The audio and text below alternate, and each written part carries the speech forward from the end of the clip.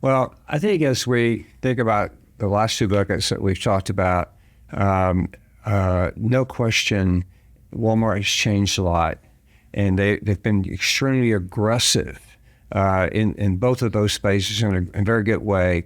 And I just got to go back to what you've taught us already at the very beginning of the show. You taught us that to think about this balance, because that's exactly what marketing and merchandising has done well. Yes. We've seen it yesterday. Mm-hmm. They're creating this balance for their customers. You make a choice. We even seen it in the paint department. Remember the paint department? Yes. The good, better, and best? Yes. Right? It's literally labeled. If you haven't seen this.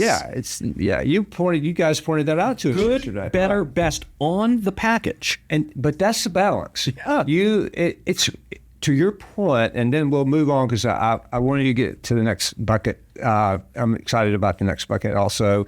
But what you're teaching us is that there is a right way to balance your merchandising, your retail shop, and yes. and based upon your customer. But here's the key: you better know your customer.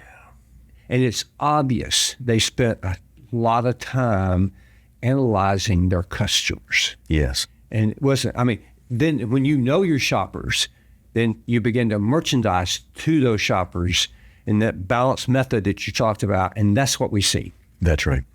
That's right. Yeah. They're moving artfully, what you'd say from an old merchandise. Yeah. Moving artfully up and down the merchandising ladder. Right. Very, very artfully. And they can play that one from an assortment perspective in different store traits.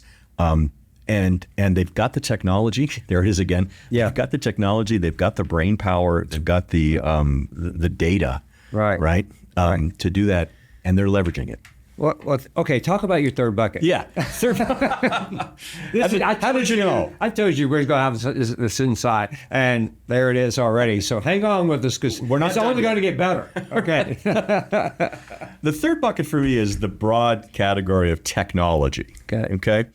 And you see, over the past several years, anybody who's paid attention to the capital expenditures has seen just enormous investments in supply chain and technology. Okay, the old adage we used to use is harvest versus invest. Mm-hmm. And in the past, Walmart's been investing in this area.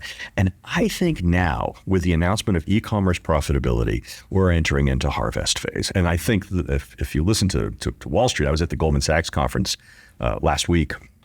Wall Street is quite excited about the possibilities now of harvesting some of these investments that they've made. So from an in-store perspective, you've got electronic shelf labels now. You've got probably, maybe call it up to a third, around 2/3 of the square footage of that store now is RFID enabled. In the Sam's, you've got the scan and go capacity. You've got expansion of self-checkout. You have QR codes now at a lot of vignettes. You've got the capacity to order online more easily. You've got video screens, right? With over time, the capacity to manage, to measure, I should say, the shopper traffic flow across those displays. And now you've got a retail media network in the store. Yeah. Right? So the incorporation of technology with for employees, right? With this what do they call Sparky? Mm-hmm. Yeah, Sparky, and now giving a similar tool to the consumer makes this a technology-enabled interface where where products and packaging is smart. Right? Surfaces are smart. Displays are smart. Checkout is smart. And that enables Walmart to apply then the capacity to measure and track and manage virtually, in effect, the store and all of its componentry, which leads to the other component of technology is e-commerce. The integration of e-commerce into this store such that it is a forward deployed distribution center for people, for curbside, for delivery, et cetera. The capacity to integrate into that, I think is just enormous. Obviously, the fulfillment centers are becoming more automated. and they've talked a lot about that. They're continuing to invest in micro-fulfillment centers, which I believe once they can get that right, is going to fundamentally change the game for them and add significant profit benefit to them. But this e-commerce integration is particularly important to that higher end consumer. That higher end consumer who is more likely to, have dual income households, et cetera, and therefore be using all of these ancillary e-commerce enabled services that all of a sudden create a wired, contextualized world that Walmart can now have visibility into. And once you have visibility into it and you can track and trace where everything is and where it's going, now you can market to it algorithmically. You can market to that to different sectors and at different times of day, days of week, different stores, different categories for who you are. And what you buy and what you could buy, you see. And so all of a sudden now you create a digitized commercial ecosystem that isn't just ethereal. It actually does the thing it's marketing. It actually fulfills. And so you put all that together and, would you say that they're a leader in e-commerce right now? They're certainly among the leaders in global e-commerce today. And again, I would argue this is harvest. Doesn't mean they stop investing, but this is the beginning of harvest time, as I see it. I mean, from an e-commerce perspective, are you seeing the same thing? I mean, the investments are just. I would agree 100%, and we're also seeing more with e-commerce with a lot of orders being fulfilled. We'll work with Walmart buyers and replenishment on either pallet trains or displays to where they're now taking into account, it's just not the person walking into the store shopping off that display. They're now taking into account that display will also be supporting the online ordering that's being fulfilled in the store that they carry out and put in your trunk. Right. And delivered to you. And delivered to you. Because it's a fulfillment center. It's a fulfillment center. I mean, it's a store, but you are tying in Walmart's vision back years ago was those stores could be fulfillment centers. And when you think about that, you're now seeing it visually with the shopper walking with her and filling that order and goes to the room and goes either to the parking lot or it goes to your home. Yep. Wow. Yeah. I mean, that's happening. And then you add an automation infrastructure to this. Right. And that over time, you're going to be looking increasingly at packaging that is automation compliant, right? Now talk to us about that. Okay, so it's for the fulfillment centers, that what that means is pallets, so that the secondary packaging can be picked, and so that the secondary the case pack can be picked and packed by a robot. It can be palletized and depalletized by the robot. Gotcha. So it's automation compliant in every regard, and coming out with very clear standards around that. From an individual product perspective, from a micro fulfillment perspective, over time as Walmart grows more micro fulfillment centers, you're going to see not people going up and down aisles in the store. Right. You're going to see these micro fulfillment, and you probably have been in these before. Was it Store 100 that has one next to it? Yeah. The idea is that it will become robot enabled. And so that the robot will be picking the package up and putting it in the carton, right? The cart, the tote, right? And robots will be fulfilling. So the primary packaging is increasingly going to have to be robo-compliant or automation compliant to comply with robots picking and packing the grocery order. I mean, I don't think anybody imagines that 10 years from now or 5 years from now, maybe, that you're going to have people walking up and down aisles fulfilling e-commerce orders. Robots are going to do that. And that's going to create if I could call it this, a revolution in packaging. We're starting to see it now, Andy. More packaging is coming through the pipe that is squared.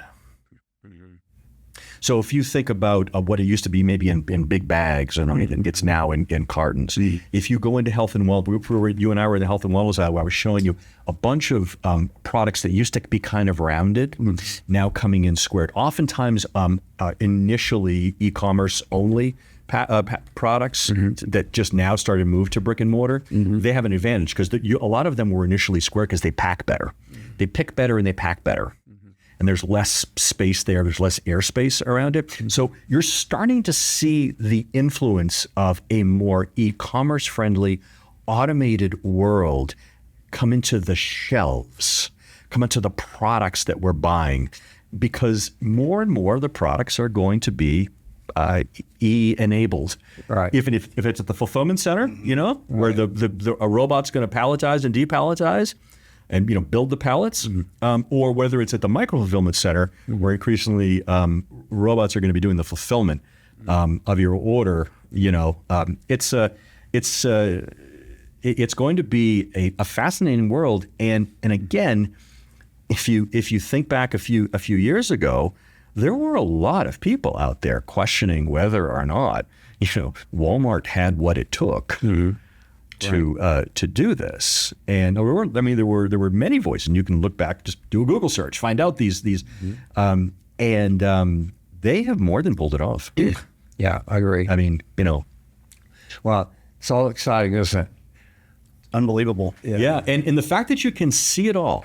Yeah. In the Walmart and the Sam's format, that the stores themselves become the manifestation of this vision. You used the word vision before. Right.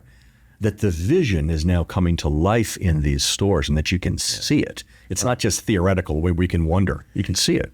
Well, we've talked a lot about balance today, but I think this is another example that you both have shared about balance and how you balance brick and mortar to e-commerce.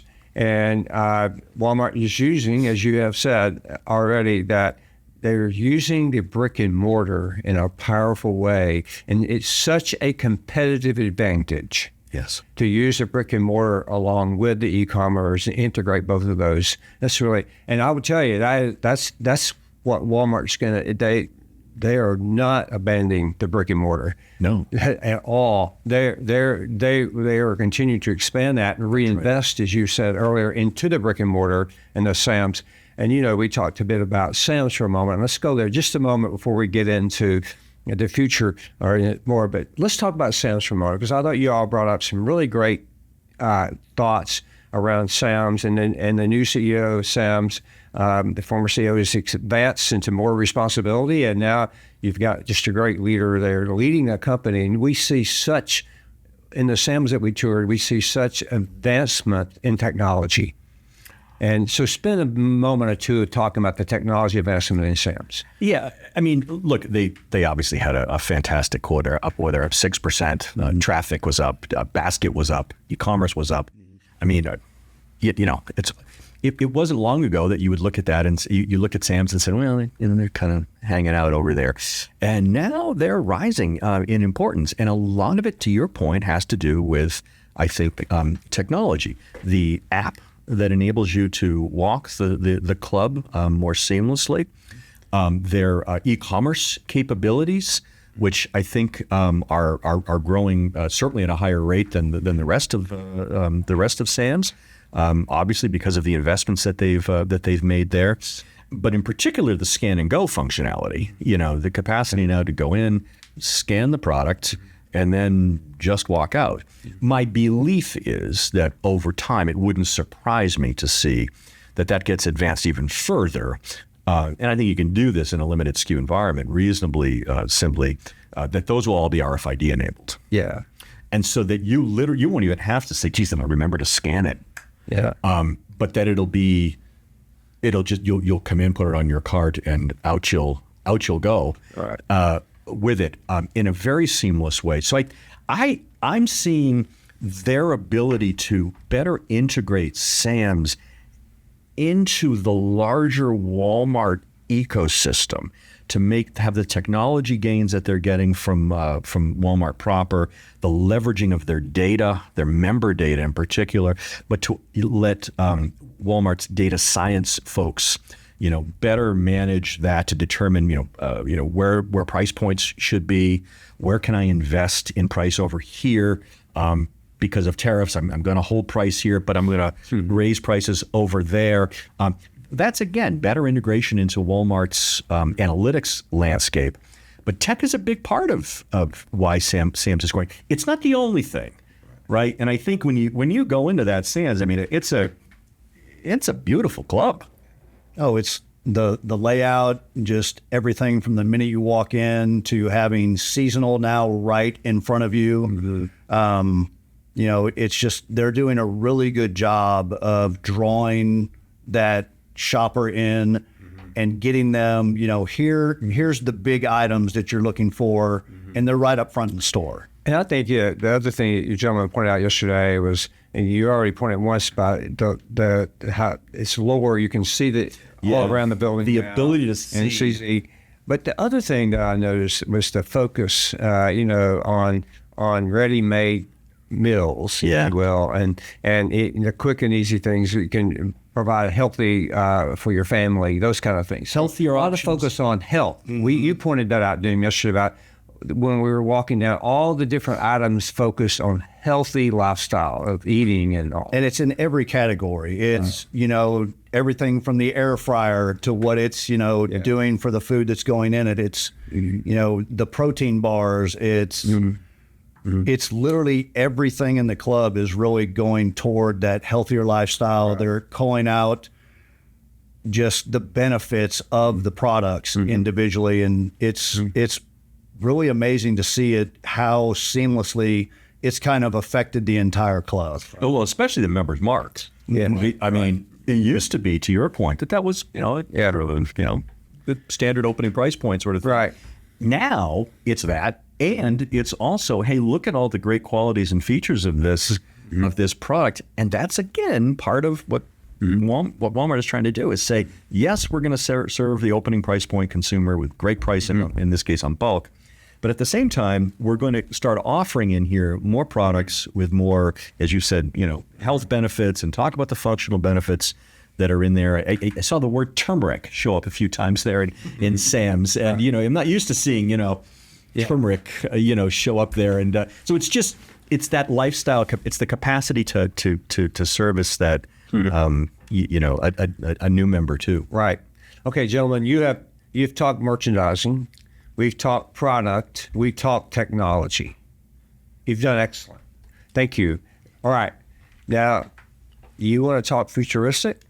Where you want to go? Yeah, we can. I'm not a. I don't have a crystal ball or anything, Andy. I'm not gonna. But you have a lot of experience. Sure. Yeah. So I really want to hear you guys think through that a bit with us as we go through it. When I think about the future, I think about a couple of things.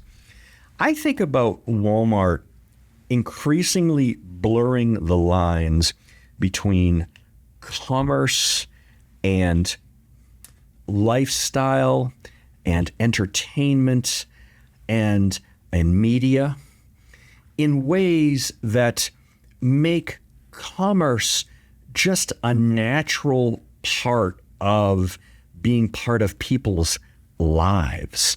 It's the live better piece. Look, I read studies from Goldman Sachs, and they have they do a pricing study about once a month, compare Walmart and basket of goods versus a bunch of other retailers. They have a 14% price gap in the last month versus this collection of half a dozen other retailers. So take the average of the retailers and you say, what's Walmart's basket price gap against those retailers? It's 14%, Andy. It's not 2, 3, 4, 8. Yeah. So I would argue, stay on it, but you've got the save money piece down. Yeah. I see them leaning in much more to the live better proposition and saying, how do I integrate myself more into your lifestyle in ways that help you to think about leveraging technology that says, hey, you've got a light bill coming up, say, in the next week. Maybe this week, while you're paying that light bill, these items are a little cheaper. I'm just giving you an example. Hey, it's the weekend, and the football team is coming over for the spaghetti. This is the spaghetti dinner this weekend. Look, buy 2 liters of pop with that, and we'll give you this price on them. You see, that cooperative environment with them. And I think that AI is going to put this on steroids. Yeah. I think the capacity for Walmart to be an agent, right?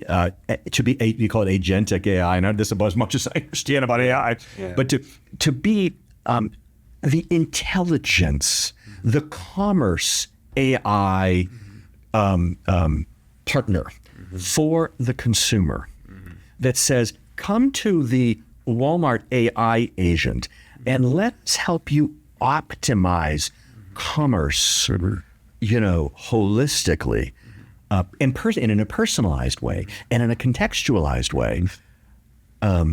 I think that's the future. And to be honest with you, that may be a sooner future than we think. It may not be 2040. It may be more like 2030. Yeah. Where that just level of complete holistic AI integration is there. And then, you could double click on that and obviously see that play out across a lot of things. But that to me is the overhang that I look for. What about you? You got anything there? Future? As far as future in our segment, we talked about QR codes, and there's a lot more being done as far as everything that goes into Walmart is driving you back to a Walmart online page. We don't just have the SKUs that you see in front of you. We've got an entirely different selection that's right here at the click of a button. If you look in cosmetics, you can go and again click a QR code and you can see what that shade of cosmetic might look like when you're buying it. It's so rapidly evolving, in my opinion, that it's hard to think when the next big step is, because I think in the last, Andy, you and I talked about it yesterday. It seems like just in the blink of an eye, they've just taken leaps and bounds. They've become a different Walmart. Right. Yeah, you look at the share growth that they've had, the market share growth, and the amount of concentration of their business today in the United States, but also in other countries where they operate. And this is a retailer with a significant head of steam. Now, having said that, the danger always in having that kind of a head of steam is, and I'm Greek, so I get to say this, right? Is that the Greeks would use the term hubris, right? And that would be the only danger, the only watch out for Walmart is keep your humility. Right. Know that you don't know everything.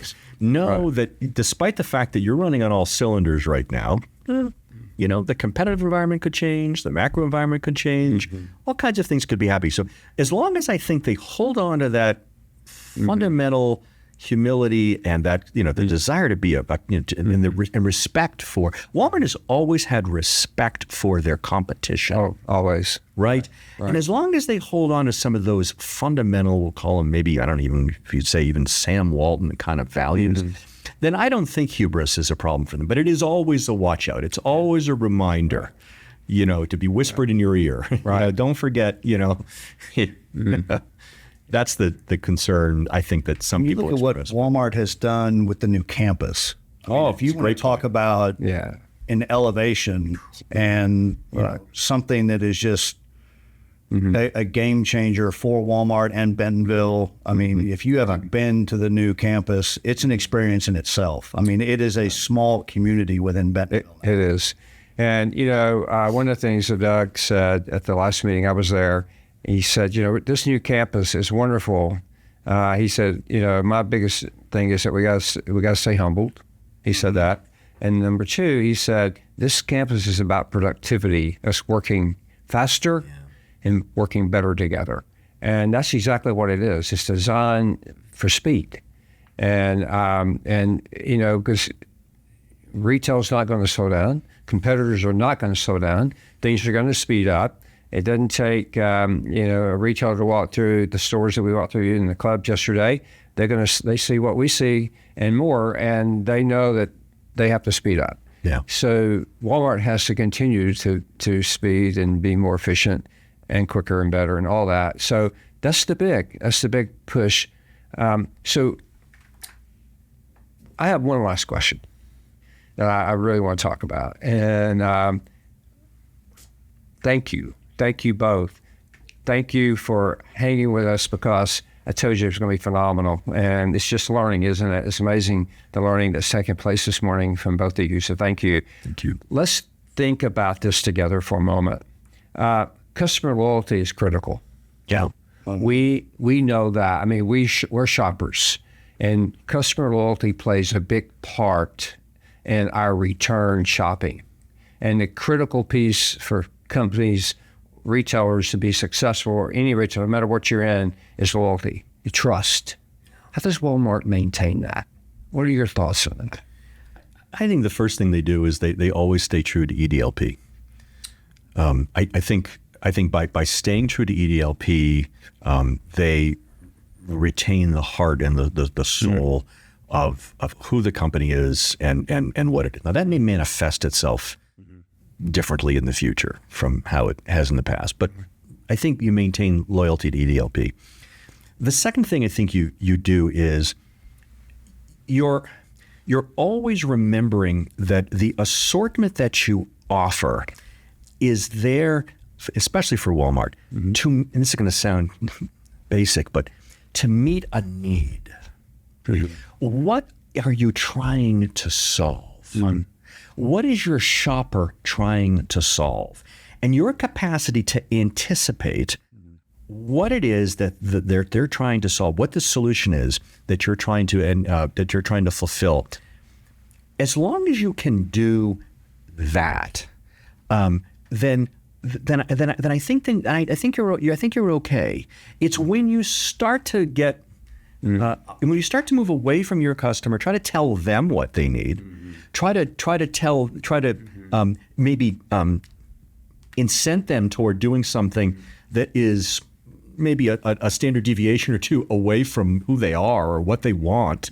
And we see all kinds of companies out there that try to do that with rebranding themselves and rebadging and renovating and all that, and they fall flat because you lose touch with ultimately saying, I serve a purpose in the shopper's life. Yeah. And if you deviate too far from that, you leave your permission zone.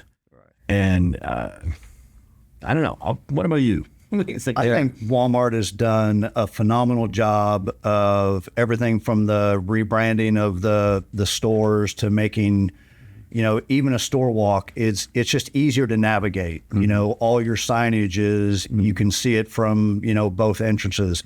I think Walmart's done a really good job from online, digital, the brick and mortar shopping experience of just making it an easy shopping experience. You can go in, find what you're looking for. They've done a really good job of making the experience of going into a Walmart different than it used to be back in the day. You can go in and actually spend time enjoying shopping and going into different categories, and you'll find stuff in a Walmart that you would typically, we were talking earlier that there's items in there now that, back in the day you would just not have seen on shelf. Right. It's convenient, it's seamless. And you just used the word enjoy.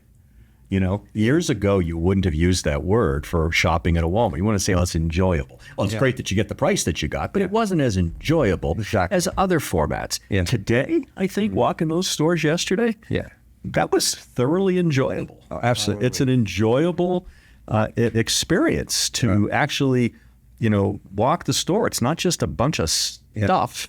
It's solving a problem. Okay. I think we leave it there. I think that's how we leave it. Leon, Boone, thank you. It's been a pleasure to spend time with you on a topic that we love and enjoy. And so thank you so much. Leon, you have to come back soon. All right. Okay. Boone, so do you. Okay. to all of you, thank you so much. Again, what I said at the top of the show, thank you for your support, your loyalty, your viewers, and all of that. We could not do this without you. So thank you very much. And then again, to our guests, what a pleasant experience to be with both of you and spend yesterday and a nice dinner last night and time this morning. So thank you. No, thank you for pleasure. Okay. Thank you, everyone. Have a wonderful day. Goodbye.